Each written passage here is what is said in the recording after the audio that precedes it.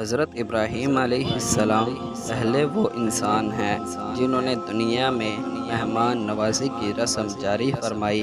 ان کا معمول یہ تھا کہ کبھی بھی تنہا کھانا نہ کھاتے، بلکہ ہر کھانے کے وقت تلاش کرتے کہ کوئی مہمان آ جائے تو اس کے ساتھ کھانا کھائیں۔ ایک روز کھانے کے وقت حضرت ابراہیم علیہ السلام نے مہمان کی تلاش شروع کی تو ایک اجنبی آدمی ملا۔ جب وہ کھانے پر بیٹھا تو حضرت ابراہیم علیہ السلام نے فرمایا، بسم اللہ کہو۔ اس نے کہا، میں جانتا نہیں اللہ کون ہے اور کیا ہے۔ ابراہیم علیہ السلام نے اس کو دسترخوان سے اٹھا دیا۔ جب وہ باہر چلا گیا تو جبریل امین آئے اور کہا کہ اللہ تعالیٰ فرماتے ہیں کہ ہم نے تو اس کے کفر کے باوجود ساری عمر اس کو رزق دیا اور آپ نے ایک لقمہ دینے میں بھی بخل کیا۔